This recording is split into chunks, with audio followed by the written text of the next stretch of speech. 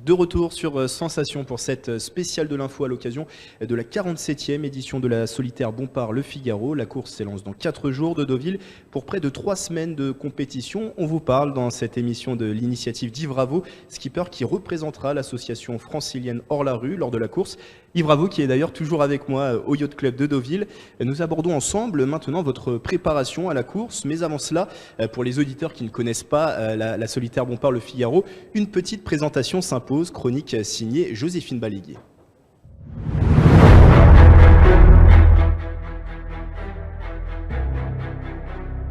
38 concurrents, 4 étapes et près de 3000 km à parcourir. Voilà ce qui attend les participants de la course solitaire Bompard Le Figaro.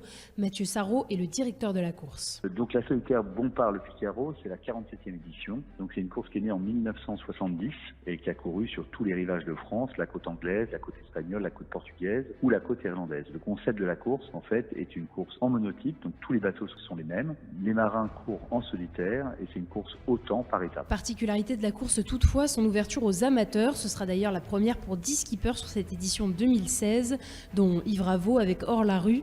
Mathieu Sarrault insiste quand même sur la difficulté d'une telle épreuve. C'est ouvert à tout le monde, hommes, femmes, majeurs.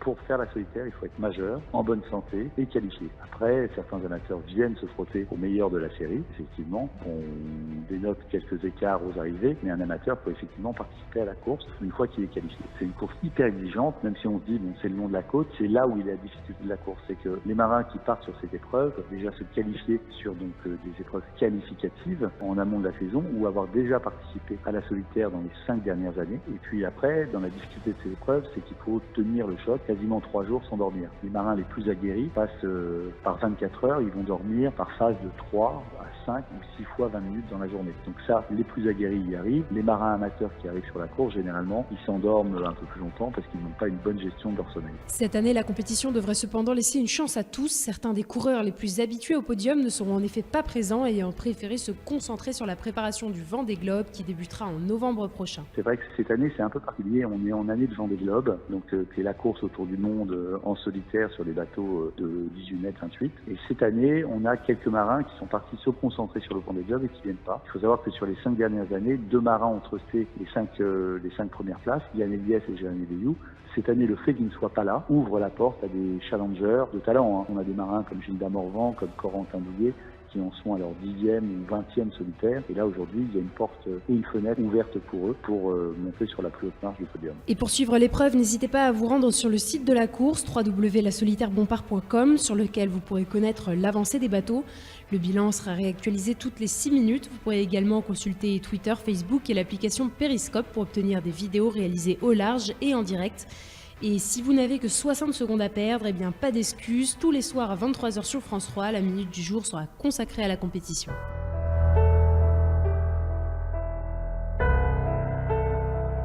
Chronique signée Joséphine Baléguier. Alors Yves, on est à 4 jours du grand départ de la solitaire. L'arrivée est fixée au 7 juillet à La Rochelle. Je le rappelle, c'est votre première participation. Quel est votre état d'esprit à quelques jours de ce grand départ ? Étonnamment, les problèmes s'étant réglés les uns après les autres, je suis assez serein. Il me reste un certain nombre de choses à faire pour être parfaitement prêt, mais en fait, la course a commencé il y a déjà plusieurs mois et les étapes ont été franchies les unes après les autres, de préparation du bateau, de moi-même, de qualification, et donc ça se déroule comme on peut le souhaiter, donc je suis serein et heureux. Dans la semaine qui précède le départ, les derniers réglages à faire sur le bateau, c'est lesquels ? Alors en fait, le bateau il doit être tout à fait réglé puisqu'on n'a pas le droit de sortir du port et que tenter un nouveau réglage sans l'essayer, c'est extrêmement périlleux pour la performance. Donc les réglages sont faits. Par contre, il y a beaucoup de contrôles de sécurité et de jauge parce que les bateaux doivent être parfaitement identiques dans le moindre détail, y compris le diamètre des cordages, y compris la taille et le modèle des poulies. Pour respecter l'équité entre les coureurs ? Oui, il faut une équité parfaite. Et donc, il y a des contrôles extrêmement minutieux qui sont faits de ce point de vue-là. Et puis, des contrôles de sécurité. On est tenu d'embarquer un certain nombre d'équipements de sécurité et qui sont en bon état de fonctionnement. Et donc, tout ça est contrôlé pendant la semaine qui précède le départ. Alors, vous l'avez dit, la course a commencé depuis déjà plusieurs semaines. Il y avait le prologue, notamment le week-end dernier, de la solitaire. Vous êtes arrivé à la 30e place sur 38 concurrents. Quelles ont été vos sensations sur ce prologue ? Alors ça a été un prologue dans un vent assez faible. Et donc c'était sous le soleil avec du public, donc c'était très agréable. Et j'ai eu des bonnes sensations, j'ai fait aussi quelques erreurs qui m'ont coûté un certain nombre de places, mais globalement, je pense que ça a été un beau spectacle, un parcours extrêmement court, bien animé. Voilà, je pense que c'est une bonne mise en jambe et ça permet de se recentrer sur la course dès le week-end dernier. Vous avez peut-être pu déjà dégager quelques points améliorés. Ah oui, il y en a à chaque fois. Bon, j'ai toujours beaucoup de points à améliorer. Chaque sortie a ses enseignements, donc c'est parfait. Pour participer à la solitaire, vous avez dû vous qualifier, gagner votre place par le biais de ces courses qualificatives. Vous avez réussi le défi lors d'une deuxième course. C'est la solo maître coq. La première course s'était pas déroulée très bien, je crois. La première course se déroulait très très bien jusqu'au passage de l'Île-Dieu où j'ai accroché une série de bouées métalliques qui entouraient un parc à moules. Voilà, le vent était assez fort en pleine nuit, à pleine vitesse. J'étais assez enthousiaste à la barre et je suis descendu pour préparer un envoi de spi et j'ai percuté à ce moment-là les bouées. J'ai arraché un safran, donc j'étais obligé d'abandonner la course. Et ça a perturbé un peu ma préparation parce que les travaux de réparation ont été assez importants. On vous a prêté un safran, je crois, pour que vous puissiez vous représenter à une nouvelle course qualificative, la solo maître coq. Exactement, il y a une très bonne entente entre les skippers et en particulier Adrien Hardy, contre qui j'ai couru la Transat en 2009 et qui est sur le circuit Figaro, qui n'y est pas cette année mais qui était les années précédentes, m'a gentiment proposé de me prêter un safran qu'il avait de rechange pour que je puisse faire cette course et ça c'est bien l'esprit qui règne sur le circuit. Il y a beaucoup de solidarité entre les skippers. Est-ce que quelque chose que vous ressentez?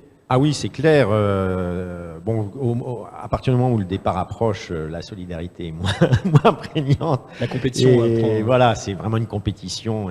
Mais on n'oublie jamais que finalement, au large, le premier secours qui peut vous venir, c'est celui d'un concurrent. Donc même dans la pire des mano à mano possibles, si jamais on voit qu'un adversaire a une attitude étrange ou une trajectoire anormale, tout de suite on pense à un problème éventuel et on vérifie que ça se passe bien.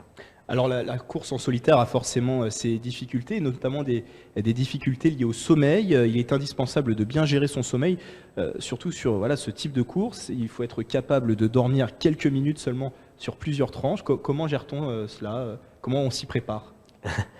Alors,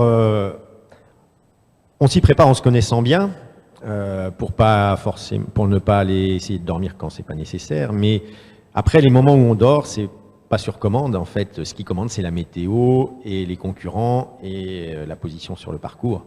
Donc, en fait, il y a très peu de situations pendant lesquelles on peut aller dormir. Dès qu'elles se présentent, il faut les saisir, que ce soit le bon ou le mauvais moment. De toute façon, voilà. C'est pas le rythme de sommeil qui commande, c'est la course. On le rappelle, Yves Bravo, vous êtes un skipper amateur. Comment on fait pour entretenir son bateau quand on n'a pas forcément autant de moyens que d'autres skippers qui, eux, ont des sponsors? Alors, moi, ma préparation, elle dure 2-3 ans au lieu de quelques mois pour des professionnels qui font ça de manière intense. J'entretiens moi-même mon bateau. J'ai des configurations un peu anciennes. Mon électronique, ça amuse les électroniciens qui viennent sur le bateau. Et on avait oublié cette version-là. Donc, voilà. Mais ce qui n'est pas le plus important pour la course, là, j'ai pu avoir un jeu de voile neuf. Ça, c'est le moteur du bateau. C'est ce qui permet de fonctionner. Et puis, je me fais aider par des amis. Et puis, j'ai un jeune préparateur, là, sur la course, qui est un préparateur débutant, mais plein d'enthousiasme et de compétences. Donc, voilà, en s'appuyant sur le pôle Vendée, d'autres coureurs avec qui je me suis un peu entraîné cet hiver et qui ont accepté de m'inclure dans leur équipe de préparation. Dernière chose, parlons ensemble objectif. Il y a, on l'a dit tout à l'heure, 10 bisus sur cette 47e édition de la solitaire. C'est quoi l'objectif? Figurer au moins dans les premiers bisus? Ce serait déjà beaucoup quand on voit les bisus. Ce sont des bisus, mais ce sont quand même des professionnels ou des gens qui ont un passé olympique ou de très haut niveau. Donc voilà, je vais essayer de m'illustrer au moins sur une manche. Voilà, si je pouvais atteindre sur une manche un podium, je serais déjà très heureux. Voilà. On vous souhaite bon courage en tout cas. Merci. Merci, bravo d'avoir été avec nous. Je le rappelle, vous participez à la solitaire Bompard Le Figaro. Top départ fixé dans 4 jours depuis Deauville en Normandie. Et vous courez pour l'association Hors la rue qui soutient les mineurs étrangers en danger. Justement, nous allons parler de l'association et de ses missions. Ce sera dans quelques instants. À tout de suite sur Sensation. Les spéciales de l'info sur Sensation.